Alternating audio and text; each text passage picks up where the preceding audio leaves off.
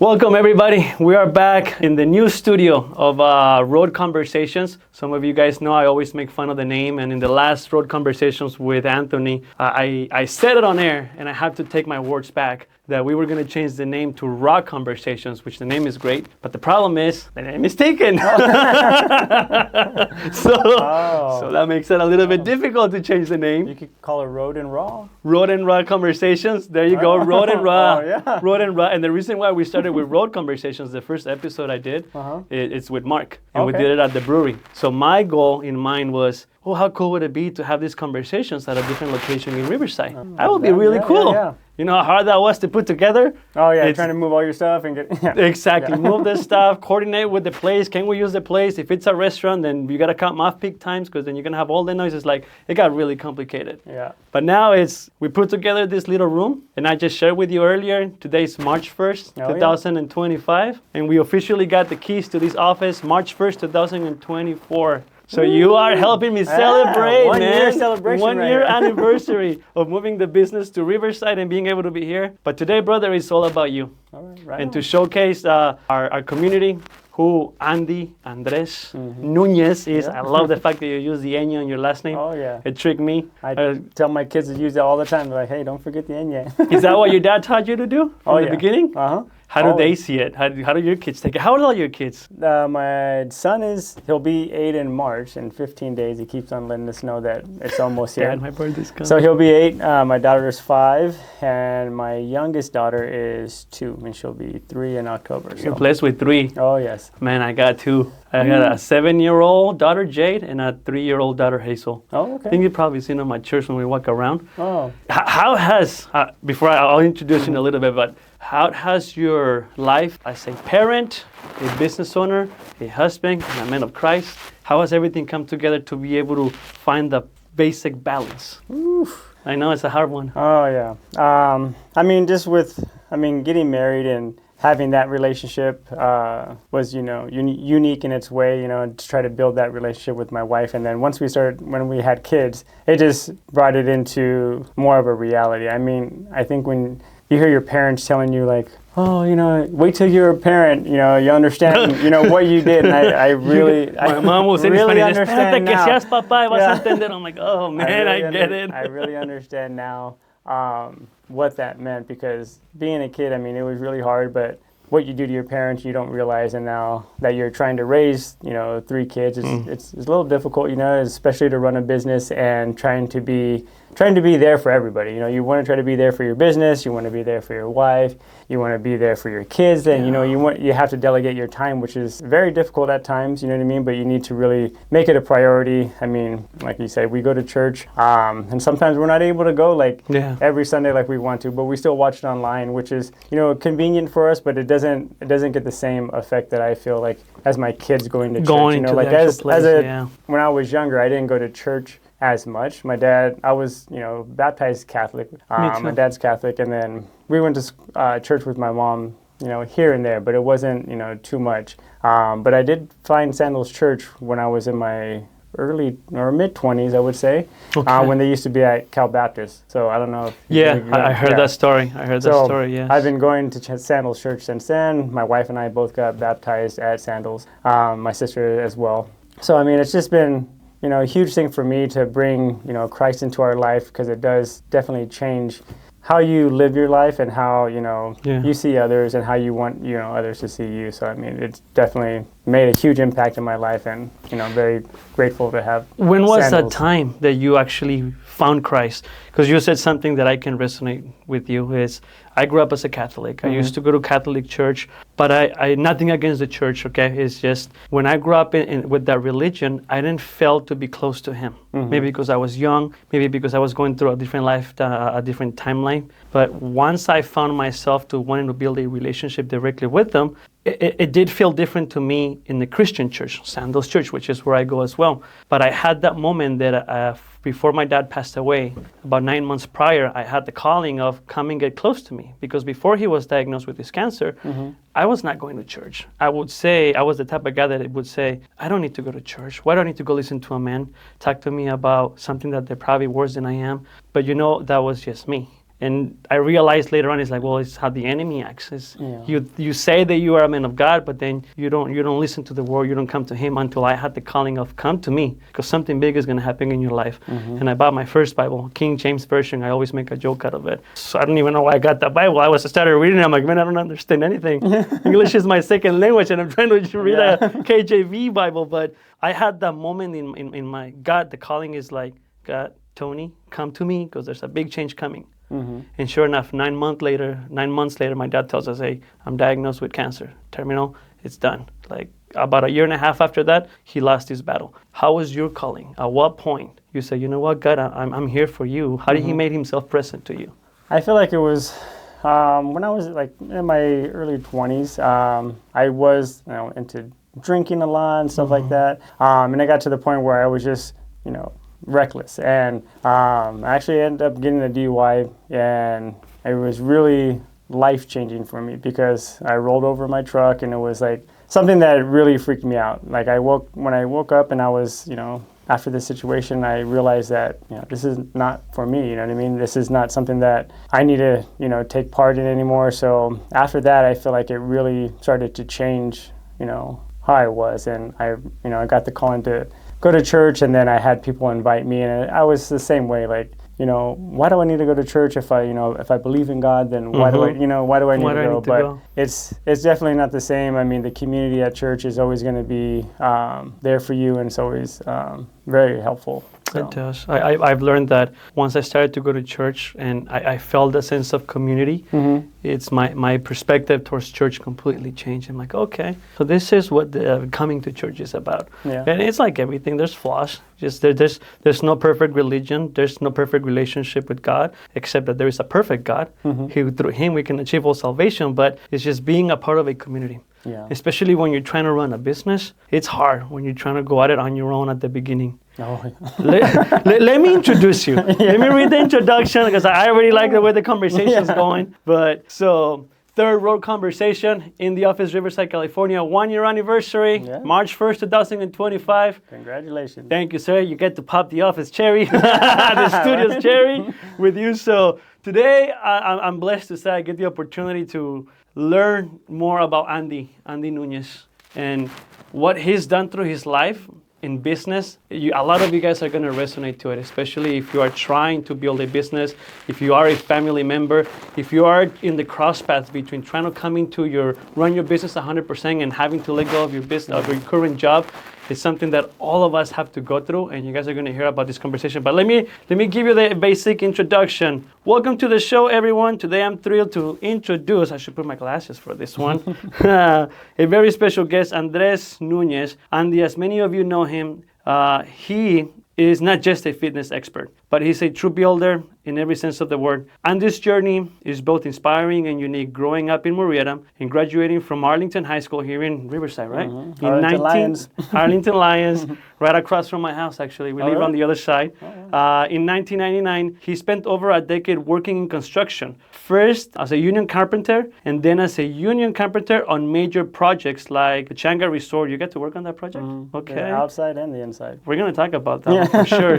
And in various high-rises and schools. Yet, despite the successful career in building structures, his passion for health and fitness led him to pursue a lifelong dream. For the past 13 years, Andy and his wonderful wife, Courtney Nuñez, right?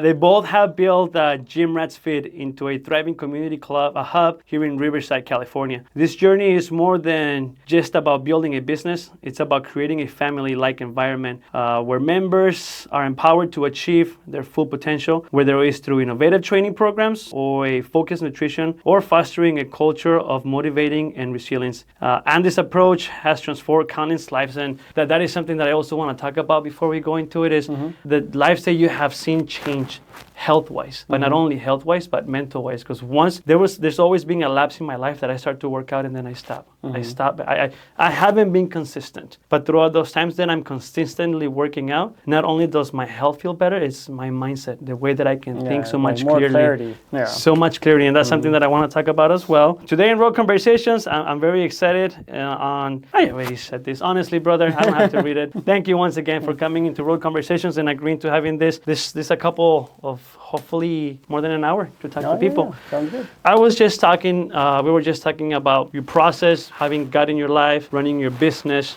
But what's really curious to start the conversation, everybody out there has gone through what you and I have gone through. At some point, we had to stop our jobs. Oh, yeah. Because if we don't stop our jobs, we're 50% in our business and 50% into our job. But it's not an easy road to take, especially if you are in a point in your life that you probably already have a family, or if you don't have a family, it might be a little bit easier. How was that transition for you? Obviously, you have a successful career as a carpenter. You had a solid, steady income coming in at this point in your life. Yeah. How old were you when you started in the carpentry industry? You had to be young. Well, when I first started carpentry, I was right out of high school. So technically, I mean, I would say I had 3 jobs. I worked for the press enterprise for 6 months, and it was just me and my buddies just messing around. We didn't do much. But after that, I got into being a non-union carpenter. So technically, I built a bunch of houses. I worked in Sun Lakes. I don't know if anybody's been out there, but there's a whole like retirement community. We built those houses and then just did different jobs, you know. But I did start at a really young age. My cousin, when I was 14, when I used to go to visit my dad every summer, he would take me to work with him, and that's how I learned how to use a skill saw and all these different things. So since the age of 14, I've technically learned how to be a carpenter, which helped me once I graduated high school. And then I did that for about, I would say, 2 or 3 years. I did non-union carpentry, so mainly building houses. And then after that, there was a guy that I met in Lake Elsinore that told me, you should really get into the union. And my dad was always a union worker. He worked for Herman Weissaker. So he was all about me joining the union because, I mean, you have benefits, your pay rate's better, it's more guaranteed. So I did that. And then my first job as a union worker was Pachanga. And it was right when 9/11 happened. So I remember, I mean, most people always remember when it happened, where they were and stuff like that. And I remember being in Pachanga. That was right when they started doing the first tower there. And very first day when I got there, I mean, mind you, I was used to building houses. So the highest I was at was, 2 stories.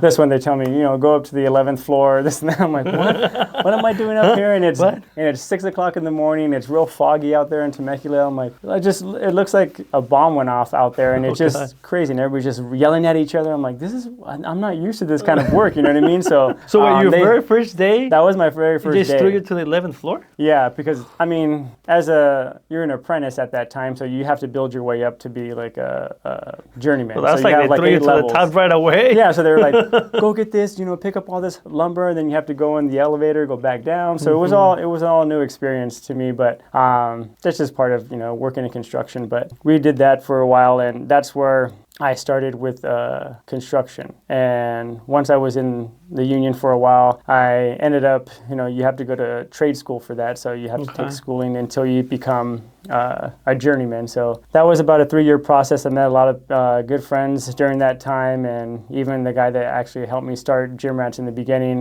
was a union carpenter. But I did that for 13 years. And then that's when I was, kind of putting my hand in Gym Rats, and I was trying to figure out what I wanted to do. And the guy that I was in business with in the beginning, him and I were talking about going into like a boot camp and starting that. So during the week, Monday through Friday, I would work as a carpenter, and then we decided that we were going to start like a little boot camp and have a bunch of people on the weekend. So we started at Anduco Park. And you're 28, 29? 28,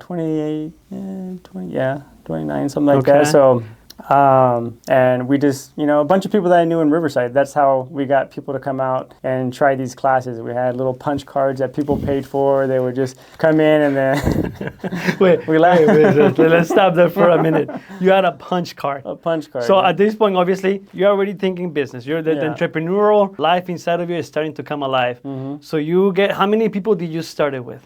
I would say, it was, of course, my girlfriend at the time, which is now my wife. I think my sister was there. A couple of people that I knew from Riverside, maybe like 5 or 6 people. So 5, not counting you and so very, very small group. Yeah. So but you're already making some money from it. You already have a membership fee implemented. You already found out how to cash. At first it was free, and then we got to the point to where. But you knew where you were going with it. You identified the way the revenue was going to come in. But now you need to figure out the structure. Okay, how are we going to keep track track of how many times people are coming. Yeah. So it wasn't like you get to have unlimited times to come to this training. How many times were you doing that a month? Technically, it would be like 8 times. I mean, we would times just a do it on month. the weekends. Okay. So, I mean, like I said, we would work Monday through Friday, and then Saturday and Sunday we would go to the park. Early in the morning, there's, still dew on the grass. People were slipping and sliding. We brought stretch bands, balls and different, we brought mats for everybody. So very minimal equipment to start. So for you to keep track of where you came up, you already exceeded the time for you to come this month. Like, okay, now you got to buy another punch card. So I think we even went on. That's how we made them. We made them through, I think, Vistaprint or something like that. So we had, we came up with a logo. Okay.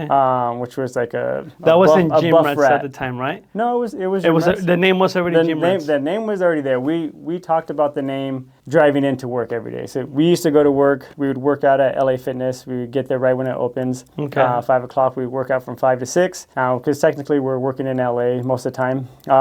After 6, we would take showers and then we would go to work. Okay. So during that time, we would carpool together and we were thinking about names. And the way the name came about, I was like, someone that goes to the gym all the time. And that's when I was like, they're a gym rat. Like, they're someone that's at the gym. Might say meathead. Meathead, but yeah, they're a gym rat. So that's how the name came about, and it just stuck from there. That's awesome. Yeah. So what was the people's reaction when you first I gotta punch your card? Like, well, I mean, it was kind of awkward too, because back then, there wasn't Zelle or Cash App or Venmo or anything like that. So we're taking everybody's cash, and they're like, "Hey, we got this card for you." You know what I mean? Back then, it was a little bit different. So a lot different, man. Yeah. There's so many ways to do business now. It wasn't even that long ago if you really think about it. What was it? 10 years ago? 10, 13 years ago? A decade ago? Yeah. Dude, you're right. And it doesn't, if think about, we're using a punch card to have people pay us. So we did those for a while, and then we did the punch card. So now you have an app, or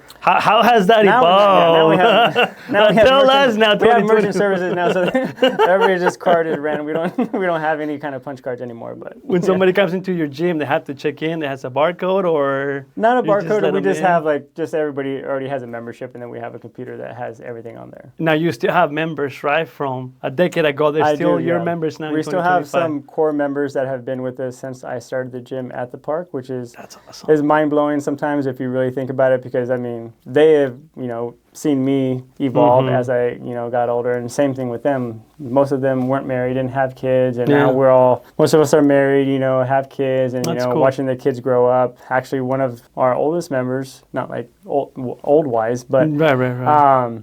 She used to bring her daughter when she was really small, and she was probably like 5 or 6, and now she actually watches my kids. So like whenever my wife and I have a date night, she comes over and she watches our kids. That's now. a community right there, man. That's an awesome That's where community. it's like really eye-opening to you when you think like, wow, I've been in business for quite some time for this to actually happen like that. Wow.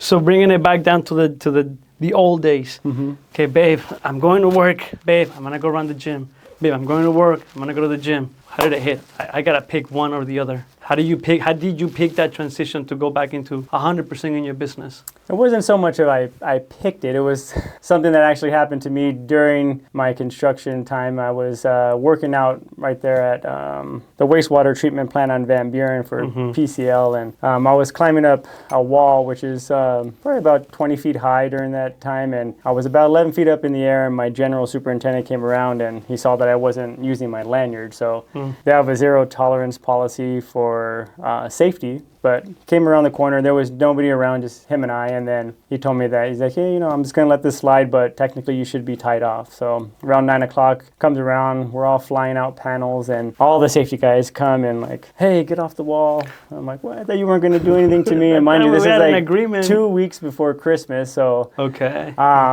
They come down. They're like, hey, we have to, make this happen because we have zero tolerance, so we have to let you go. So they ended up firing me, and I came home just from devastated. The morning, you're not, nothing's gonna happen. To now in the afternoon, a couple of hours later, hey, you're let go. Yeah. So 2 weeks prior to Christmas. Yeah. And it was rough. I came home. I've never been fired from the union. I've never, I've switched jobs and stuff like that, just different companies, but never been fired. So I was pretty devastated. And it happened right before Christmas. And then my wife, or she was my girlfriend at the time, told me, she's like, a couple months ago, I told you that you can't run a successful business if you're going to have, one foot in the construction and one foot in the gym. You have to decide. And she goes, I feel like this is a blessing that this is your opportunity to now push this, gym rats and see where it takes you. So you got far enough to be able to say, okay, I'm done. Thank God he pushed me out of the job. So now I get to focus 100% on your vision. Yeah. I went through something similar when I started Leto Financial.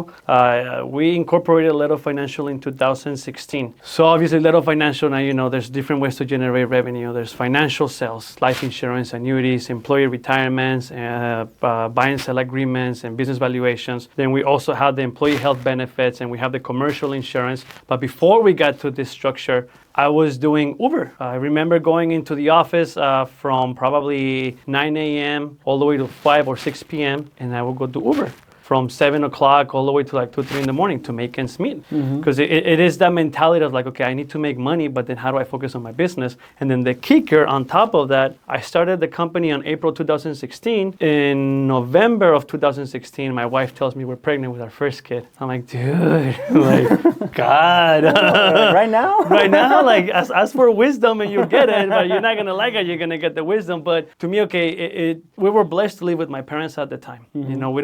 I had to pay rent, but it's nothing like where we got to pay rent. I was given, I think, $500 a month. And that's because my wife told me, if I'm going to come and live with you, you got to pay your parents. I'm like, I don't know if I like that. Maybe stay with your parents. Right?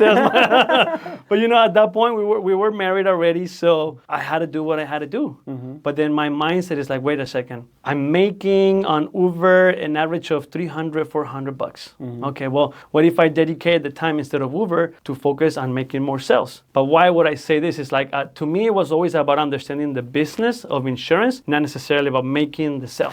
I know what made me the money. It was a transaction of a life insurance policy, of a commercial policy, of an auto policy. To me, I'm not a big fan of having to sell certain products. I don't like selling so much, but it's like, okay, that's what I got to do to make the money. But I've always had the ability or the blessing from God to be able to, understand how to build a structure so that I can just be on the background building the company as a CEO, as people said, is casting the vision. But it's like I was trying to cast the vision when I was trying to build the business. I'm like, okay, let me take a step back. And then it wasn't until Q4 of 2018 that I had the blessing to stop selling policies and focus on building the business. But my point with this is like, I had to do what I had to do. Is I had to do the Uber, I had to do the DoorDash. And I remember going to places, dude, around 8 o'clock, 9 o'clock. I know that my wife is at the house and we had the baby, Jade, and knocking on doors, delivering food. I'm like, oh man, that hurt, but I did it. But then I realized, you know what? No, I gotta go all in on this. And I still put in the same amount of time, but it's now business and making the sales. It's just a simple process that once you understand the vision, like you said right now, bringing it back down to you. You're going 100% into gym rats now. How was your day back then? Now you no longer have to go to work. Do you remember the first day that you worked a full day on your business? Do you remember how that was for the first period? How was it? I sat there like most of the time I didn't have much to do because I didn't have, when I first started, I remember I was only working on the weekends, and then once we transitioned to a place where we rented space, I only had a few classes. So in between that, I'm like, what do I do now? Like, how am I making money? Because I wasn't making the same amount of money. Like, I'm used to, having a weekly check and stuff like that. It's where I have, I have benefits, I have all these things. And now I'm just trying to focus on, okay, well, how do I make this business more profitable? What am I supposed to do? And I think that's when, social media wasn't as huge as it was. But I was still, making content, like putting stuff out there. Back then it was mainly just pictures and stuff like that. There wasn't any reels or anything. There wasn't a TikTok or anything like that. So, back then we just, I posted pictures and just trying to like mainly market to people that I already knew. And it was only in the Riverside area, and it was mainly word of mouth. I think back then we probably used Facebook more than Instagram. I don't even think Instagram was around back then, was it? No, I don't think it was. No, I think it was Facebook, just MySpace. Oh yeah. You remember MySpace? Yeah. MySpace. We're that old. We're that old, people. Oh, MySpace. Oh man, MySpace, dude. That's how I started. Forgot about that one. I remember when we lived in Glendora at the mobile home, bringing it back down to 9/11. I was in middle school. My mom was literally, we were about to leave the house, the mobile home in Glendora. She was going to drop me off to school, Royal Oak in Covina. This whole thing is happening. My mom grabs us and takes us back into the house. You guys are not going to school today. That's how I remember. Everybody remembers we're not. Yeah. Where were you when 9/11 happened? Yeah, you're so right about that. But I remember at that time we had a computer. I would go in and I would go Latin chat. Latin. That was my first experiences with the computer. Oh, yeah. And then MySpace. And then, which one was the one that you can download a bunch of different songs? Like Napster? Not Napster. No, Napster was one of them. Napster was one of them. Oh, it was LimeWire. LimeWire, dude. Oh, man. Yeah. Reminiscing on tech. Yeah. But you know, you said something earlier. You started with a punch card. Now you have all this technology. And now we're back to, how was your time as an entrepreneur back then? What did you started to do to promote besides the post?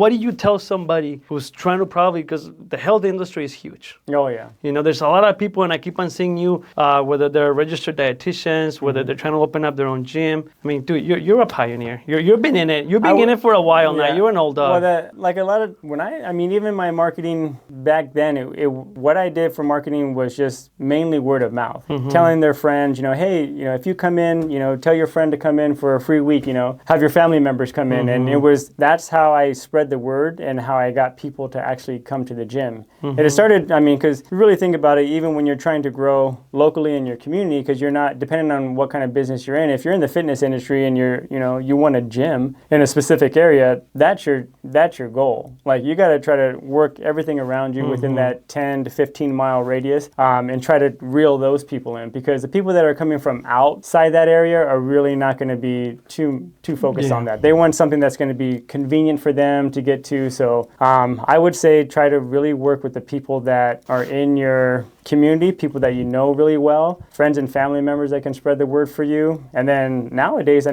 network with other people. Yeah, that's a huge thing, like to try to network with other people, go to different events. We did a bunch of different runs and stuff like that, like, the Mission Inn run. We did all different types of things. We did Tough Mudder. We worked with Spartan races, just to try to build that community, to try to get more people involved. So, are there some specific certifications that somebody needs to get to be able to be an actual gym? An actual gym? Like gym rats? Gym rats, I got certified as a personal trainer. Once I became a trainer, I took group training classes as well. And then to be a gym, you just really need to, open a business. And then, there is a bunch of, roads that you have to go to try to, get all your licensing and stuff like that.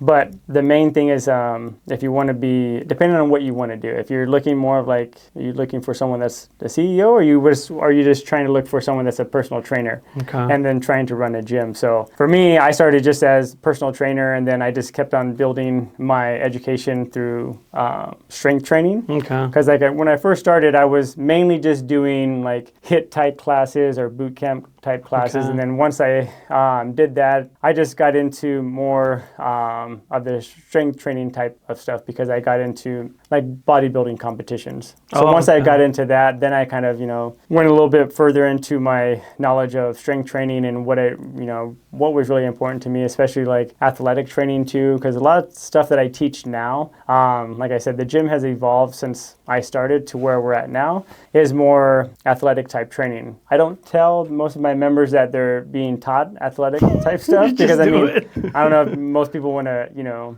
think about that, but like my headline on my Instagram page is, training general population to be an everyday athlete. Because that's technically what we teach in our classes now. Was one of the reasons why you became you got involved with competition because you want to look better naked? Pretty much, yeah. I've said that quite a bit on some of my posts. Because even when I had to throw it out there, but that post was awesome. Even when I say it, I think it's a real thing. I don't think people look at themselves and they're like, oh, I really wish I didn't look great. Everybody wants to look great naked. Even if it's for yourself or it's for others. But it's a true statement. No, but you're the first one that I heard saying that in a post. I'm like, you know what? It's funny, but you're right. Like, I look at myself in the mirror. I'm like, I want to look different. Yeah. But if I want to look different, obviously I gotta do the work. Yeah. But you're right. When I was looking at your post the other day, I'm like, what? Did I hear right? I went back and I'm like, yeah, he said it. it. He said it. I said it multiple times. I've said it on different posts. I've said it before, look good naked, look good for your wife. Talked about, different things like that. But I mean, it's a true thing. I think when I first started, it was more like a vanity thing. I wanted to look at, like I was telling you, I grew up kind of like a skinny kid. There was a time when when you transition from like a young boy to like a teenager, you have that pudgy stage. But I was there too. But I've always been like a smaller guy. I'm not like a huge bodybuilder by any means, but I got into that space and I wanted, just to look better for myself. And so I got into that, and it was eye-opening, but it's a lot of work. Like being a bodybuilder, I mean, it takes an all-day. No. It's an all-day job. It is, dude. It is. It's not easy. Eat correctly. You got to do all these things, and it's not easy. But nowadays, I mean, I live more of a balanced life. I mean, I have kids, like I said, and my wife, and we're always busy trying to, just teach our kids the right way. Try to, bring them up the right way as well. How much slack do you give yourself when it comes to like eating non-healthy, like your cheat days?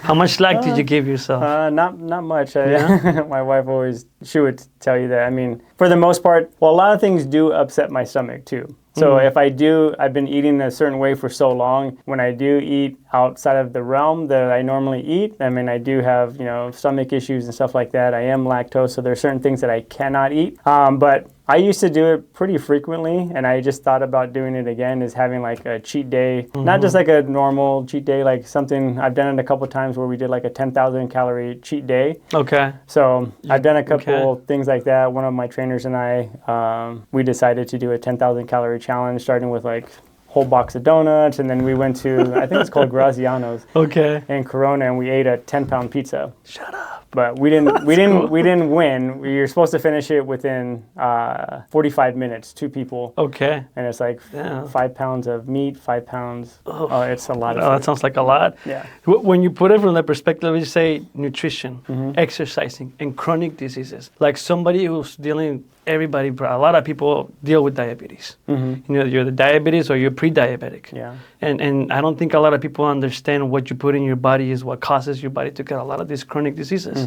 When you work with somebody who's pre-diabetic or they have diabetes already, because I know you do you do some meal planning for your members, or you don't do meal planning for your members? I do some meal planning. I mean, I don't have much background in nutrition. Okay. I do know, enough about it, but I'm not like a certified nutritionist or anything like that. Okay. But we do use a nutrition app that tries to, help guide people based on whatever they're trying to accomplish. So if they're trying to accomplish like, a fat loss phase where they're trying to reduce their calories, if they're trying to build muscle, or if they just want to go in maintenance. But it'll give you a bunch of different options. That way you can choose if you're, say you have, like me, I'm lactose intolerant. The app has a bunch of recipes, and they're not going to put those recipes out there for you. Okay. But definitely help you with your nutrition as well. Okay. What's one of the transformations that you're seeing in your boot camp, at your gym, when somebody comes in a certain way and they walk out like, whoa, like I didn't know I was going to be able to achieve this. Do you have a transformation like that that you can think about? You don't have to say names. Yeah, we have. Like I said, I've been doing it for over a decade, 10 plus years. And we host challenges. So our challenges, they used to start with like a 6-week challenge. We've gone into a longer duration because we know that over the time, what happens when you do a short-term challenge is everybody goes gung-ho. And what happens with that is when you're putting so much effort into it and you're restricting yourself, limiting food, limiting, certain food groups, it just becomes a nightmare, because once you're done with that, how do you go and change your perspective of how you just ate for so long? So we've seen a lot of people crash diet on those. So we wanted to extend the duration of our challenges. That way we become more of a habit forming to help people change their eating habits. Because you got to think about it. If someone gained weight and say they're 30, 40 pounds overweight, that didn't happen by 1 weekend or 2 weekends, 6 weekends of overeating. It's happened for years. And in order for you to get out of that, you really need to take a deep dive into like what the habits that are causing you to overeat and how we can, slowly change that and get you to eat better. When you have somebody who hasn't worked out for years and they come to your gym, because your gym is not just like your average gym that you go and you pick up the machines. Is you do high intensity workouts. what is your advice for somebody who's okay, so that they don't get discouraged, so that they get through the pain, because it's painful. It's physically painful. I started working out since I went back with Mark to Vim to play pickleball. I joined the gym. I mean, the last time I went to a gym, it was over a decade, brother. It's been a while. Okay. It's been a minute. I'll take it back. 2 years ago, I was doing CrossFit out in Yorba Linda. Okay. But being a part of an actual gym has been over a decade. I went back, I'm like, dude, I'm in pain. And like, I feel it. But going to the gym, lifting some weights, it's not the same thing as doing high intensity, what you guys do. What are some of your high intensity classes? And when you have somebody brand new or back to working out, how do you ease them into it? So our classes, I mean, like I said, we used to do more of like high intensity would be typically like you have big bouts of going like super fast and then going slow. So that's technically what high intensity would be. And we started with, like I said, like a more of a boot camp class, and now we've kind of evolved and changed. And so we teach a lot of stuff that we do is more strength training. Okay. So depending on our classes, because we do have a wide variety during the week to where you get a little bit of a mixture of both. So we incorporate strength training, and right now we're in a full body phase to where we're doing upper and lower in the same setting. Okay. So we teach people if they're brand new. Like I said, I have people that have been there for years, and our program is designed to help people that are beginner, intermediate, or even advanced. So there's always going to be a regression if someone can't perform a squat properly. So in order to do that, then we would just take them through the squat regression and then try to build them up from there. But if someone's been there for years, I mean, then of course they can probably use a barbell and they can do a heavier squat. But someone that's just starting off that has weak quads, they don't have good dorsiflexion of their ankle. So we're going to have to try to fix these things and before we actually try to have them move heavier weight and stuff like that. So the classes are designed for everybody, and then we also still incorporate our conditioning. And our conditioning is built the same way that we do our strength training, and it's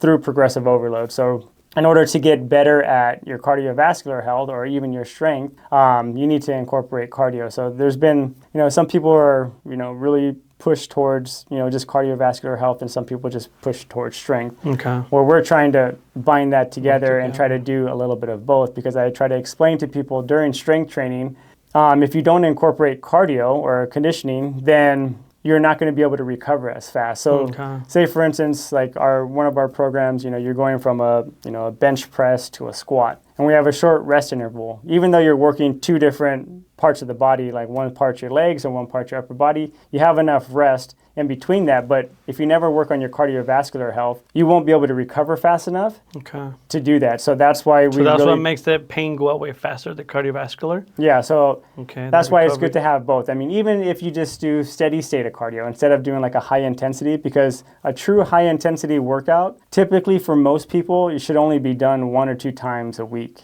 And I mean, other than that, I mean, unless you're like a top performing athlete, it's really hard to recover from that. And that's what I think a lot of people don't understand, is that the recovery process, even from strength training and from your cardiovascular workouts, needs to be prioritized. Because if you're not prioritizing that, then it's going to be hard to recover.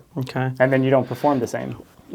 I would imagine sometimes people don't want to go to a gym because they might feel embarrassed. And I've never worked out. I don't want to go. There's all these people working out. What would you tell if somebody's looking at you and they're in the fence of trying to come to the gym, but they don't know because they feel embarrassed, they haven't worked out for a long time? How do you help somebody get past that mindset? With somebody that's new to that, I mean, just recently we've had a couple people come in that are new to working out. With this lady, she hasn't worked out for 10 plus years. And it was a very touching story, because she was telling me that she has a 2-year-old, and she's like, the main thing that I want to, give a better life to my son, because I'm out of shape, I'm not able to do the things that I want to, and he wants, 2-year-old, they're just nonstop. I know, we know. And she was like, I want to be able to be there for him and be able to play the things with him and, have a better lifestyle for him and play with him. And I was like, no, I understand. I said, our community that we have at the gym, everybody's, and I'm not just biased because, I'm the gym owner, but everybody's there is super helpful. They're motivating, they're encouraging. And someone that's just come into the gym that you haven't worked out for a while, I mean, just take the first step. Get out there, put yourself out there. I know it's hard, it's not easy to do, and it's something that, it's going to take courage, you know what I mean? And it's going to take a couple times of you maybe like stepping back saying, this is too hard, I'm too sore, I don't want to go. And you just got to keep on, coming back and then keep on trying until you build that confidence to do it. And then just keep on moving, because a lot of times what will happen is somebody will come to the gym one time, we'll send them messages of like, hey, how do you feel? I'm sore, this and that, and they kind of get, taken back, like, I don't like that feeling, they're too sore and they don't want to come back. Why did I do this and that's to why myself? that's why we do incorporate both, because like during our strength training sessions, yes, you're going to be sore because you go through motions to where you're slowly lowering the weight, which builds a lot more soreness. But in our conditioning phases, where we're doing more of cardio, it's more concentric work, so you don't have that kind of sensation, and you're not going to be as sore, which will technically help. Like, I know, people may sound like it's crazy, but if you're really sore, you need to just keep on moving, because it's going to break up that, that soreness. You're not going to feel as sore. So if you stop moving, that's when everything becomes nice and stiff. Just think about when you get older. Like when people are old and they're frail and they're not able to do anything anymore, why is that? Just because they haven't moved, you know what I mean? True. Same thing with like range of motion. I work with, people from young to people that are in their 70s. Like, and I see this all the time, and they're not able to pick stuff off the ground because they limited their range of motion. So same thing with strength training. When I see people doing like half squats or something like that, that may be their only range that they're able to get into right now, but you need to try to teach them to try to get in that full range of motion, because like they say, if you don't use it, you lose it. You know what I mean? And you don't want to lose it as you get older, because that's where it's really important. And a big part of it is not just the physical, but it's the mental too. Is working through that pain. Is when you're in business and you're not getting the results, is you keep on going until your business takes off after 7 years or 6 years. It's similar to your health, your physical health. It's, you're going to the gym, you're getting the pain, and now you're afraid to go back because and I just experienced this last week. I'm like, oh, man, I forgot what this felt like. But then it's like you go back at it, and then you have to find the higher common denominator. Is what's really going to push you through. Is what is going to be your reason why to keep on going back to the gym, and whether it's your family, your 2-year-old, your 3-year-old, or yourself. And it makes sense when you say that as you get older, you put these limitations in yourself that, I can't do this. Maybe there is some physical conditions that you cannot do it. But if that's not the case, it's like keep on working out and exercising the muscle. But it's just, how would you put it on the scale? What percentage is physical and how much is actually mental? A lot of people, more mental. Definitely more mental, just because you can go to the gym, but the mental side of it is like, you'll find every excuse, like you're saying, like, I got to do this, I only have this amount of time, I can't do it. Like, you need to make it a plan to make yourself a priority as well. And that's where I feel like mainly I train a lot of women. It's mainly a majority of women that I train at the gym. And that's where it's like they're coming, they're just becoming new moms, or, they don't have time. The kids have sports, and like they always put themselves on the back burner. And that's where I feel like that needs to change, and they really need to, because once you start working out, say you've been coming for a while, you start building that confidence again, you start feeling better about yourself, and all that stuff will start to change. And I think we talked about a little bit, like your whole mindset changes. You have a little bit more clarity of, how to see things different. So when you, with your personality, constantly working out, pushing through pain, how does it apply to your business now? How has your physical health and your mental health helped you to implement it to make sure the gym rats, it's at the point that it is right now compared to when you started?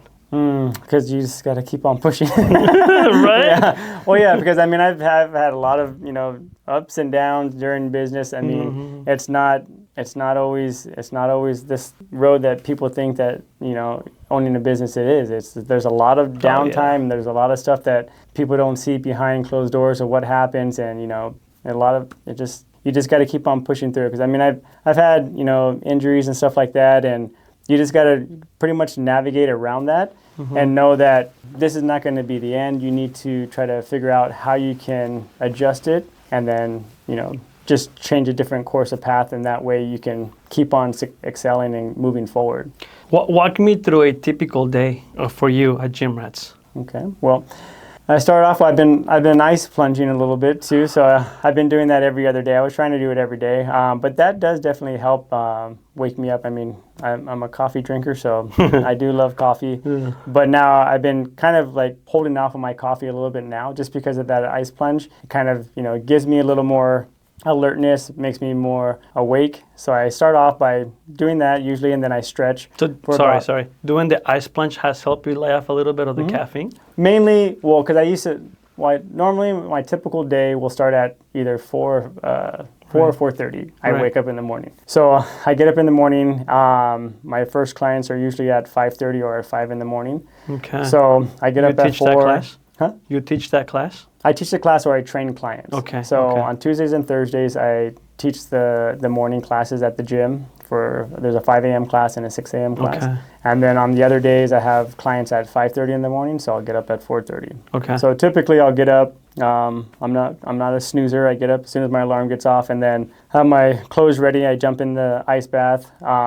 Do that for I do 4 minutes now, at about 45 to 50 degrees in the water.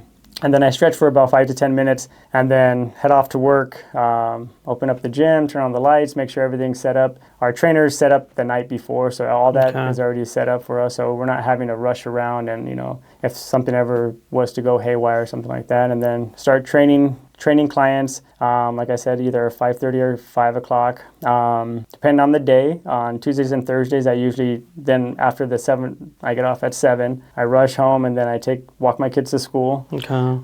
Just to help my wife, so she doesn't have to take out the baby. Right. And I mean, I love it. I mean, I love taking my kids to school, seeing them, talking to them first thing in the morning. Then I head back to work, train some more clients. Right now I'm trying to time block myself so I can do my marketing stuff and then get all that run the business side of it. And then, check emails, phone calls, if I have some walk-ins come in, and then train clients throughout most of the day. And then, depending on the time I get off, sometimes I get off at 4:30, 5. Okay. Sometimes I get off later. And then now sports will be starting, so then I'll be coaching my daughter for soccer. Oh, really? Yeah. That's awesome. Yeah. Jade's in softball. She actually has a game right now. Oh, really? So this is her second season playing softball. Oh, wow. Her mom plays softball. She had a full ride scholarship. Wow. So she's kind of taking off on her mom. Every time Jade makes a play, I'm like, she got it from her dad. I tell Wendy, and she's like, shut up. She's like, no. So when it comes to the operations of the business, okay, how many team members? I don't want to call them employees. I don't like calling people employees. How many team members do you have at the gym? Right now we have 4. 4 team members. 4 team members. Okay. What do they get? What are their operations? What do they do? So they're trainers just like I am. So they teach our classes. They every 3 weeks we have a meeting to go over what our training schedule is going to be for the next macro cycle. So we write programs for the entire year. So I give them a layout when the year starts, and then, like I said, there's 4 macro cycles within a year. So each 12-week block, and then every 3 weeks we put up a new program. Okay. So the trainers and I will put this whole format in. I give them the layout, and then they start to implement all the exercises that we're going to be using. Okay. We talk about it, and then we have discussions about how to make it better, if things didn't work, if we can adjust it. So that's their role technically at the gym, is training people. They also train clients one-on-one. Sometimes they do a small group as well. So I think I saw you're currently looking for somebody. You're trying to hire? So someone to work my evening classes. Okay. Because like I said, both my kids are in soccer, so I was able to get out of one coaching, but I'm coaching the other one, so trying to make time for that, just so I alleviate, so I can be at home a little bit more. Okay. Because I'm more of a morning person. I like the night people, but I'm just more of a morning person. I like being up first thing in the morning and then trying to get my day done by 4:30 or 5, and then being at home. But then I crash by 8 o'clock, 8:30. I'm already falling asleep. Oh yeah. I'm the same way like you. I'm up by like 4:30 or 5 the latest, and then my wife always makes fun of me. Yeah, you wake up early, but then you go to sleep at 8:30. By 9, you're already down. Like, well, yeah. Like that's how my days are normally. The back end of the business, the operation side, the boring side. Oh yeah. The side side that not a lot of people like to do. How does that work out for you? Who is handling the accounting? Who is handling the the new membership acquisitions? Who is handling the marketing? How is that side of the equation working out for you guys? So my wife do all a lot of the back end stuff. I mean, the messaging and the marketing to like new clients. If we have a new client coming in, her and I both use the same app so we can kind of communicate with them and try to get them signed up. For the marketing, I mean, I've been doing most of that the entire time. So that's all the content that I put out is from me. I do get some ideas from some of with people that I work with to try to come up with new content. But for the most part, my wife does a lot of the accounting and stuff like that, QuickBooks, and so she does that end of the business. But you guys have somebody filing the taxes? Or you guys file the taxes with a CPA, or you? We filed taxes with a CPA. Okay. We were trying to do it this year to maybe see if we can do it ourselves, but we're not too sure about that. No, recommend you not, 'cause you guys are a corporation, right? Yeah. As corporation. Yeah, no. I mean, to me, it's that you saw it on the wall. I got my CFO, and he's my accountant. To me, is the less I have to deal with the back end, the more opportunities I have to be able to be out here building relationships to keep on growing the business. And the very first thing I stopped doing, it was commissions. Commissions takes a long time. My wife was helping me out at the beginning to pay commissions, and then we were able to partner up with Julian, which now he takes care of all commissions and our accounting. I get together with him once a month or sometimes twice a month to find out the financials of the company, review all of our status, see where we at, where's the cash flow, cash flow positive, cash flow negative, what are some of the divisions that we can increase more revenue. We break it down by carrier. So right now we're seeing an increase compared to last year this time around. Kemper is increasing sales by about 80%. We have increasing sales from Berkshire Hathaway, which is all in the commercial auto space. So we sit down and we look at the numbers because that helps me understand, okay, I should put more attention to this sector because it's growing. What can I do to go from 80 to maybe 90% increase in the revenue? But it helps me it's like when you go to the doctor. You go, you get an x-ray, you get a blood work, you get to see what's happening with the machine, with your body. It's the same thing with the business. When you have somebody to run the financials at a point that all you got to do is come and sit down with them, it helps you as a business owner to understand, well, maybe let me try this differently with the business. Where does majority of the revenue come in for you guys? I would assume membership and personal training. Okay. What's the difference on percentages? Would you say 80% memberships, 20% personal training? Because then from there, I would assume you still got the personal training. They have to get some part of it. I would say maybe like a 60-40 right now, with the 60% being towards our membership and then 40% coming from our personal training side. Okay. What's been one of the biggest, I don't want to call them struggles, but some of the areas that you get frustrated with the back of the business that you say, there's got to be a better way to do this. There's got to be a better way. What will be one of those areas in your business that you've been constantly thinking, there's got to be a better way? Let me see. There's a lot of things. What's one of them? The one that sticks out the most? The one that is holding back cash flow, or the one that you say, if I can figure this out, I'm going to have an increase on revenue? I would say a lot of the marketing side. Okay. Just because, like I said, I've only used word of mouth and just the local marketing that I've done by myself. So I feel like that would help us to bring more clientele in, which will definitely help us out, because that, I mean, for me, it's not costing me too much more money, you know what I mean? Because I'm already working with the one-on-one. I can't put myself out there anymore for personal training. Yeah, I'm already strapped with that, but I can help my team workers, get better at getting more people so they can start bringing more revenue into the business as well. Are they very active on trying to find members themselves, or no? That's why I wanted to try to find someone. When I put out that post, is I wanted to find someone that's kind of similar to me, because I mean, I'm not just I'm owner operator. I still train quite a bit of people, and I want someone that has that same kind of passion that will be able to teach a couple of the classes, and then be at the gym, train their clientele, maybe doing like a little small group as well. That way, they're still getting, the benefit of working a small group, still making a higher end rate.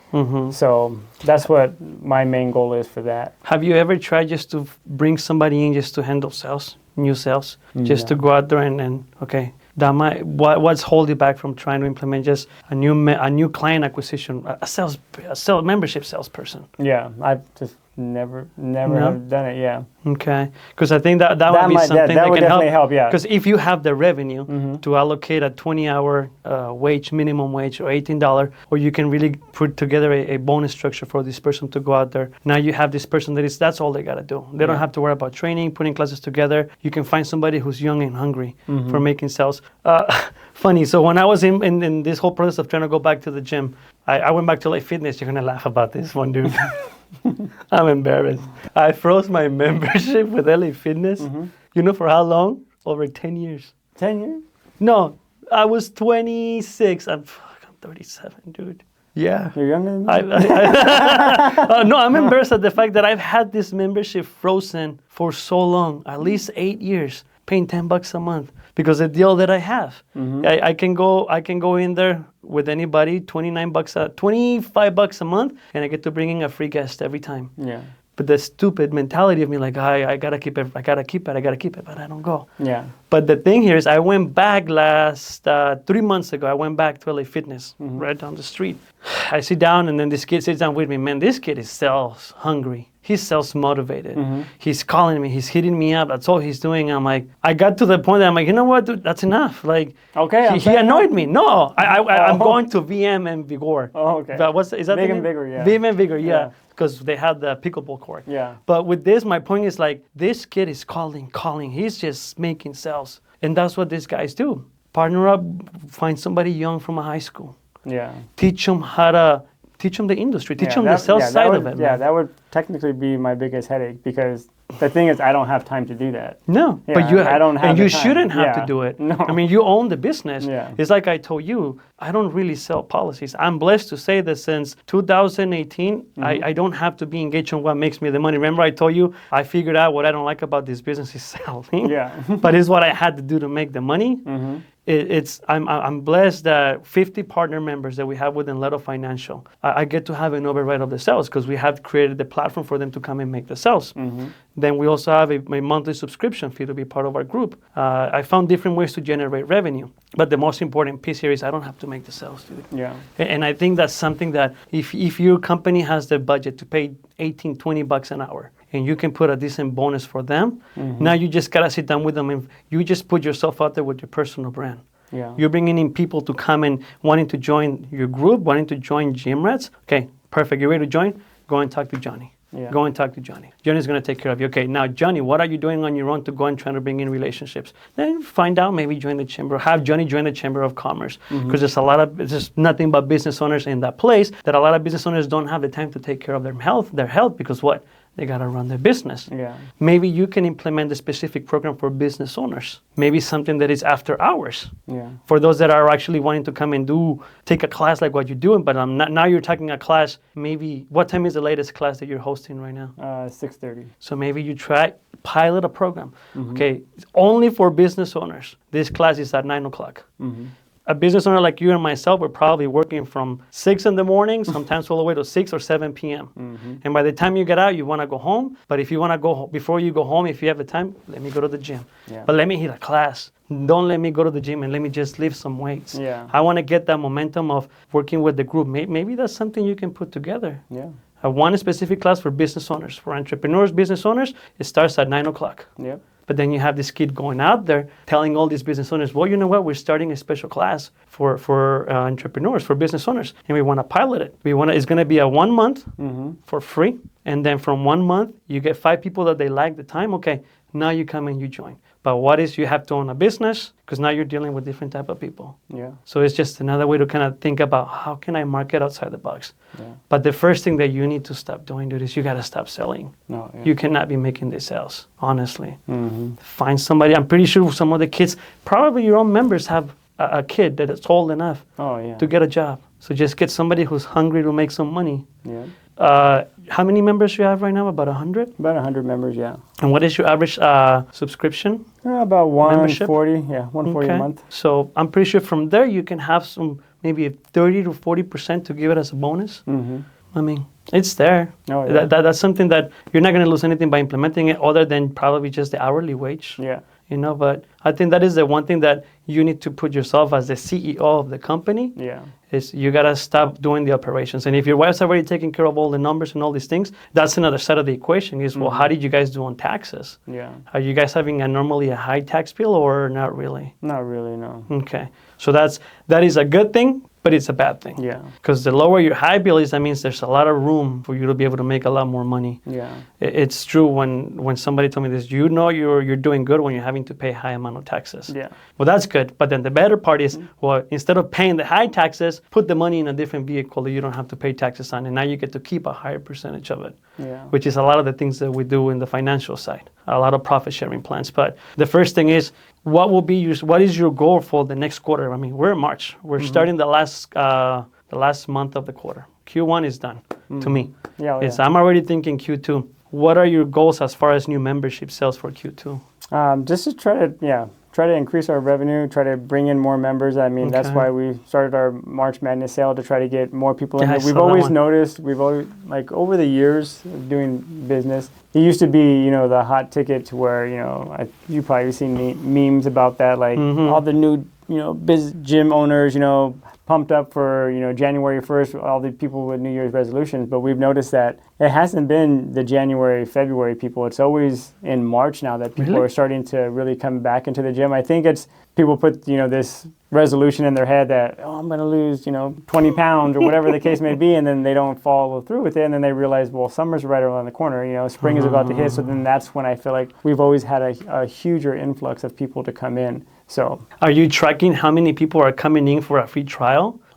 Yeah. So we track. I mean, we've had since that promotion, we've had 6 people come in. So I mean, it's good. I mean, to get the ball rolling for it wasn't even the first week of March. It's the week prior. So I mean, I've been promoting it a lot more to try to get people out there and then people to come into the gym. So. And I think you also are promoting it within your own membership. They refer somebody, right? Yeah, they refer somebody. Then you also get cash for referring a friend or a family member, and then they're also getting 50% off their first 2 months, which is a great deal for them. Now, for people that have come in the past, they don't come back, they don't join. Do you are you using AI to touch bases with them every once in a while? Yeah, so we send out information. We use, I don't know if you use any kind of text messaging service. We use Scipio to, send out messages, and they have platforms like that where you have campaigns and you can send them out like drip messages and stuff like that. So that's how we, keep in contact with these people to try to bring it back in. So we've had quite a bit of people actually come back to the gym as well that used to be members. So that's awesome. Good. So I mean, and that's the thing, like even one of the ladies that just re-signed up, she was telling me, she's like, I was at this place and that place, and she was like, I came back here because this is the only place I got results. That's and I was awesome. Like, you can have, some of the worst days, in business, just things eating at you, and then you have that one person come in and tell you, this is where I got results, this is where I'm happy, and like, it'll change your whole mindset and perspective of, why you're doing the things that you do, and it matters to people, so. Has there been a moment that you thought about, man, what am I doing with this? I should just go and get a job. Multiple times.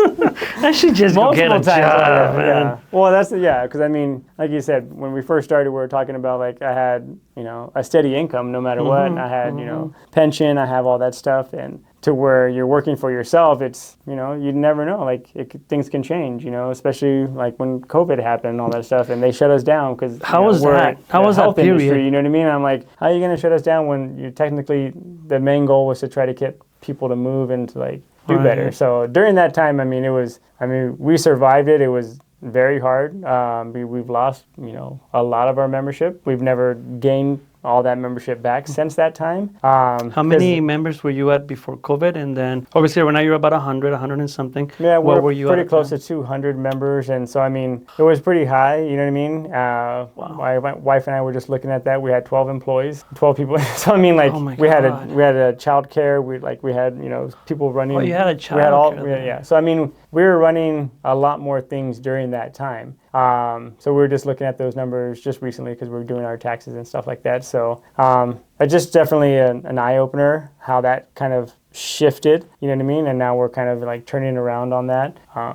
So you think part of why half of the people didn't come back is because would you say they're afraid to go back and exercise, or they just got comfortable, they don't have to go I back think because we're back to normal? It was more like a 50-50 thing where some people lost their jobs, right? They didn't have money. So, I mean, if you don't have money, of course, the first thing you're going to cut out is something that's costing you $100 and something a month. It's not, like I said, we're not like a LA Fitness to where you're only paying $25-$30 where it doesn't seem like much. You know what I mean? That's like a small subscription, to where our subscription is a little bit higher end. So you get a little bit more for what you're paying for. So a lot of people lost that interest in that. And some people, I mean, we were very fortunate, because I would say half of our membership said that we want you guys to succeed and survive. So we don't mind paying you guys, because we know that you're going through a financially hard time, and this is unforeseen. You couldn't predict this was going to happen. So we did transition during that time, which was very fortunate. We just started using an app that we use for our training called Train Heroic, which was a blessing, because we started using it in January. It happened during March, and then right after that, my trainers and I, during COVID, we went live every single day. So we still worked at the gym. We would make a live video so people would follow along. We did that for about a month or so, writing a program for them so they could do at home. It was mainly body weight. And then after that, I started handing out all my weights to everybody. Okay. So I made an inventory. Everybody took weights home, so that way we can make the program, make progression from where they were just doing body weight stuff. So we did that, and then we slowly started trickling people back in, which was the challenge, because I mean, you figure you only have like 4 to 8 people per class, because it was, everybody was limited. They didn't want to be too close to each other, because it was kind of different during that time. But you said something, and my mind got stuck on that part. Your average membership is about $140. It's obviously more than Vim. It's $30 a month, but there's a lot more benefits with what you guys are doing. What do I get with $140? What do I get access to with that membership?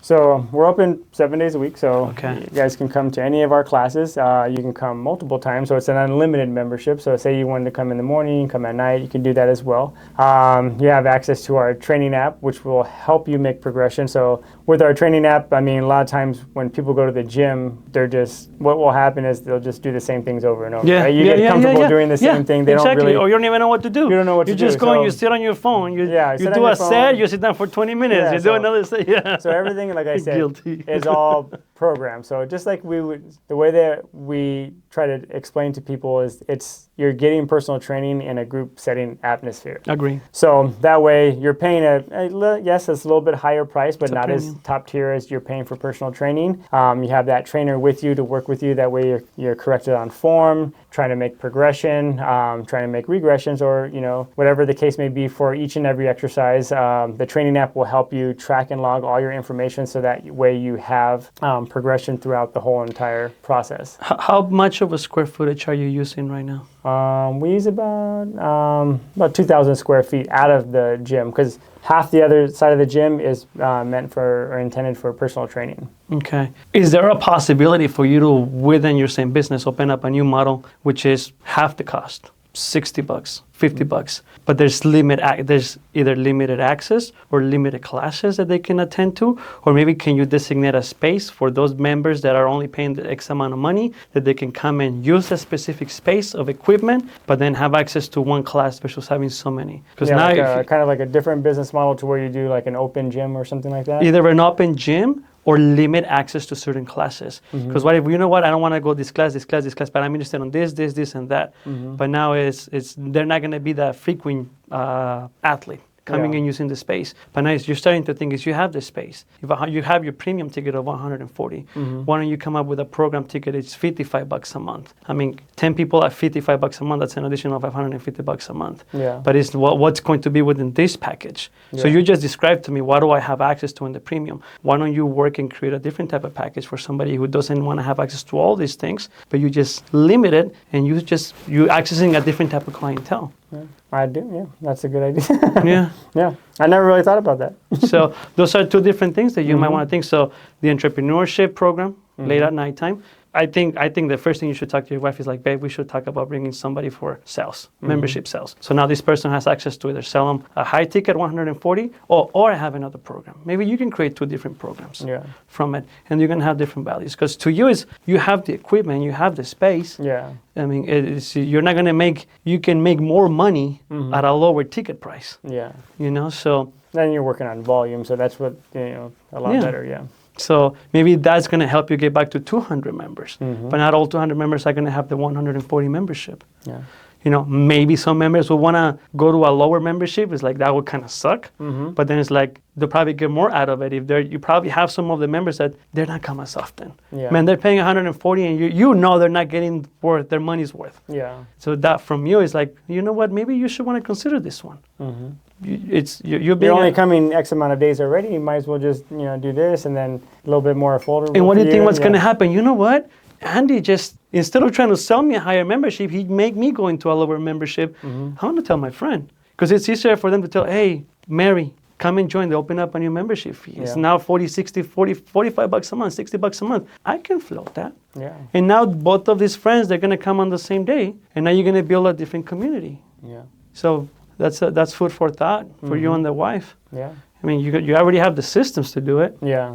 I like it. Definitely, yeah. I want 10%. I want 10% of those memberships. You're like, I get 10%. I get 10% of that, okay? Royalties. I'm just kidding. But no, that is the fun part is when you're running a business, this is what I love to do. Is how do I solve the problems that I already have? And then I'm able to think about ideas like this because, like I said, I hate selling, but I love structuring different ways to do things differently. And I love to go out there and test them out and see how they work out. Yeah. And it's hard sometimes for certain entrepreneurs or business owners to see it from the outside looking in. Yeah. Because we're like this, dude. And it happens to me sometimes with Enleto. It's been so long doing the job, running and building the business, and it became a job. Yeah. And once it becomes a job, some of the passion turns to slow down. It's like, wait a second, no, let me reignite this passion for my business. And I just had this conversation with Wade 2 days ago, and his dad, Rob, he says, I'm building the coaching platform for TG Consulting, which is my second business. It's TG Consulting. I have Leto Financial. We have this podcast, Road Conversations, and we have Mixing Knowledge. It's like, it sounds like a lot, but when you think about it, it's not, because everything is just the top of the funnel. Yeah. It's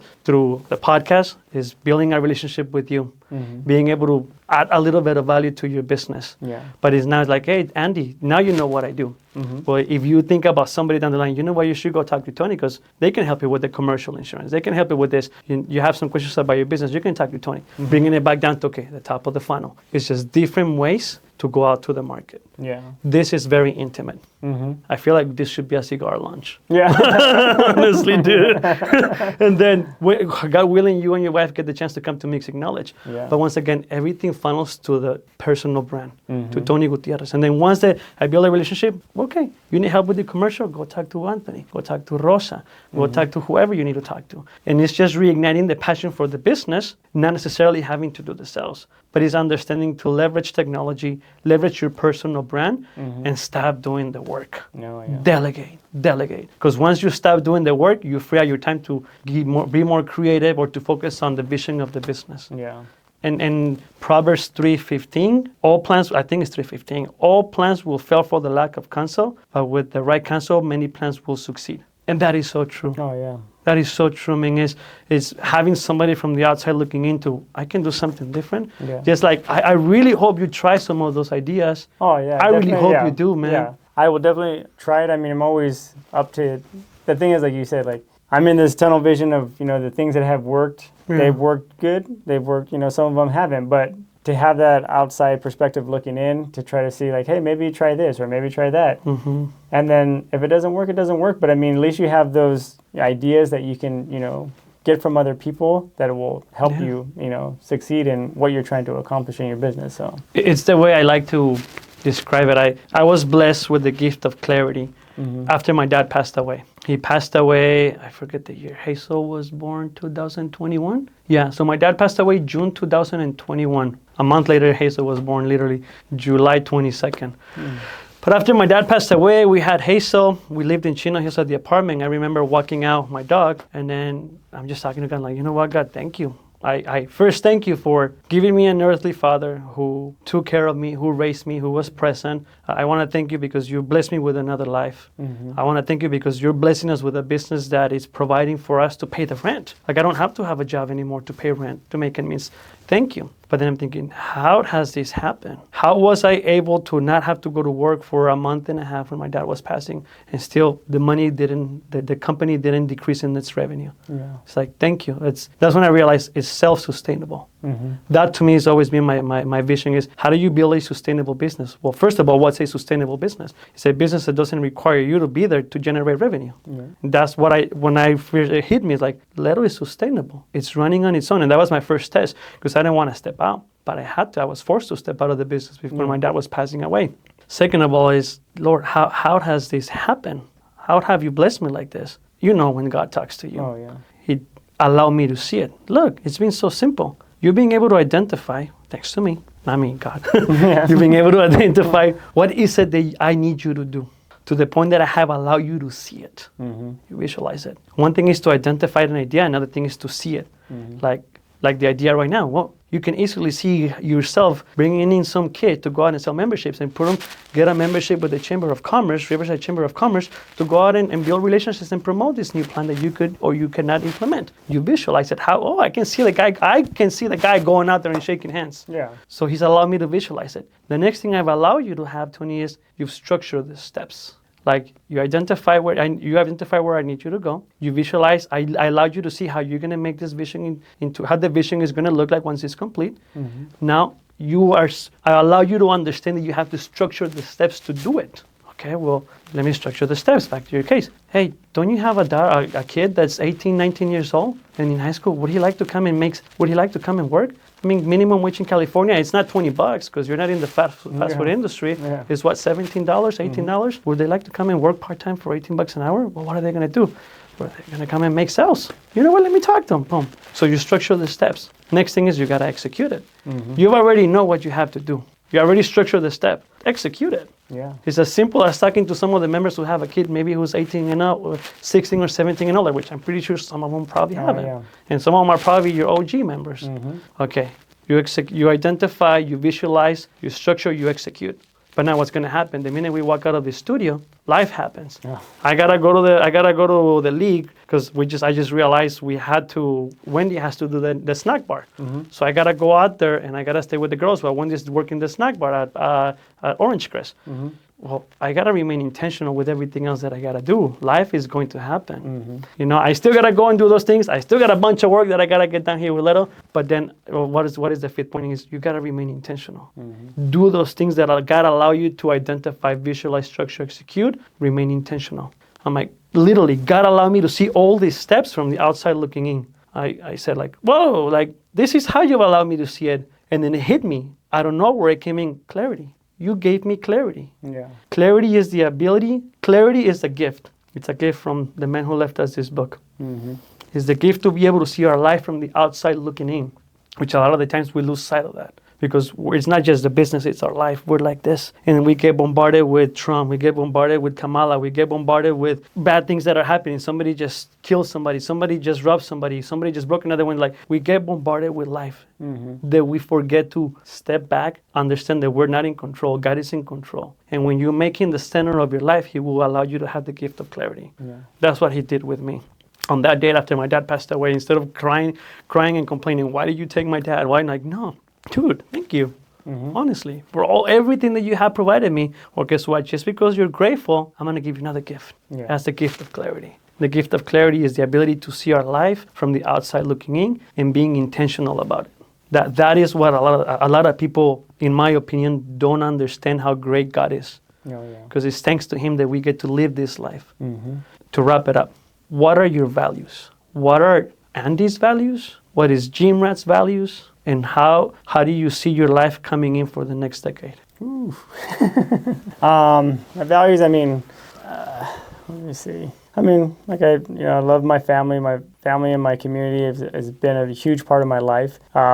They what technically has molded me to this day. So my children are, what keep me going and try to be a better person, a better servant of God, which is hard sometimes, it's hard to be, like same with like some people that, believe in God and stuff like that, to try to only have, half foot in and half foot out. Like you have to be all in, and, God has helped me in so many ways to, see things, more clearly, like you're saying, and be able to put a vision to how I want to change my life and how I want to, grow my family into this world. So God is, one of my top, people in my life that have really supported me and always, been there for me, and always, I can always turn on him no matter what, and always talk about, anything that, comes my way, good, bad, uncertain, and I'm always there. My wife has always, been super supportive of anything that I've tried to accomplish in the years that I've been in business, and, supported me.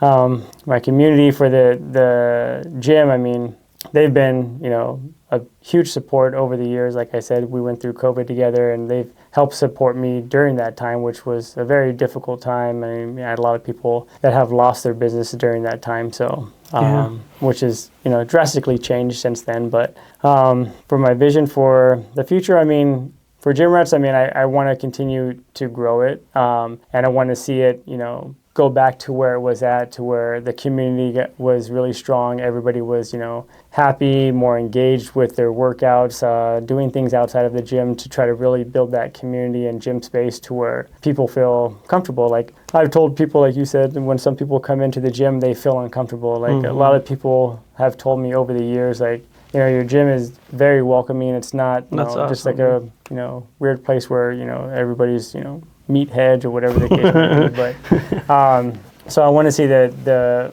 gym grow and be successful. And, eventually, as my son gets older and stuff like that, I've always thought about having, being able to pass that down in the future, and try to grow more towards, sports specific type stuff, just for myself in general, and then trying to help educate my trainers as well, to the knowledge that I have and the stuff that I've learned over the years, which will definitely, I feel like, help our business grow as well. That's awesome, brother.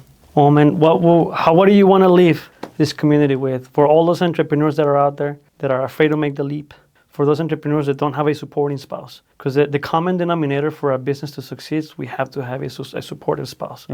Yeah, that is crucial, especially if they are married. Well, the first common denominator is God, in my opinion. But not a lot of people have the relationship that we have with Him, with Jesus Christ. Yeah. But what will be the message in looking at the camera? This is Andy telling the younger version of yourself who wants to start a business. What would be the advice that you would give them in your industry? I would say just never give up, because my motto in Gym Rats is get fit, don't quit. But you should never give up, because the hardest thing, there's always going to be road bumps. There's always going to be people telling you this is not the right decision. But one of the hardest things I was faced with when I first started the gym was being able to tell my dad that I was switching from like a good paying job, a union job that he was really supportive, and I was nervous to tell him that I was going to go into business for myself and, try to open a gym. And I was, dumbfounded when he was super supportive of me and told me, like, if this is what you want to do, I'm 100% supporting you, which was completely threw me off guard. So sometimes you may think that, this is not the right path, but if this is your vision, you feel like it's truly strongly about it, then I would suggest, don't stop until you get to where you want to be. And it may not happen right away. Like, I've been through many years where I wasn't getting paid any money, you know what I mean? It's a lot of years where you go through tough struggles, and you just got to keep on moving forward and, like we said, put God in your life. I prayed over the gym multiple times, been on my hands and knees, wondering why this was happening, or, whatever the case may be. But, God has always provided for me and has always been the solid foundation in our lives that has, helped us get through any tough times, any good times, all the positive things that we have, been blessed with in our lives for our business and for, our relationship and our marriage as well. So just never give up, keep on working hard, and do what is right. Do the things that are making your business excel. Put yourself out there, whoever you are, be your true self, and don't try to, compare yourself to others, which is a thing in whatever industry, especially the fitness industry. I would say, people, of course you have mentors and, a vision of, how you want to project your business, in whatever field that is, strength training, conditioning, whatever that case. But be yourself in what you're trying to accomplish. Still have, that background that you've gained knowledge from, but just be yourself, and it'll all work out for you. And those are wise words, brother. Thank you for sharing them. Thank you for coming here. Yeah, I really do appreciate you, man. Thank you so much. And with that, we're wrapping up the third or fourth conversation of Road Conversations. And this is all sponsored by Little Financial. The ability to be able to invest our time to build relationships like this have been from building a self-sustainable business that we've been blessed with. And this goes to all of you out there. You just heard it from the man, Andy Nuñez. You know, for all of you that are looking to find a gym, you're looking for a mentor, honestly, you got to reach out to him. And I want to thank you all. From today, we live it alone. The first year here officially in Riverside, California. Have a blessed day, everybody.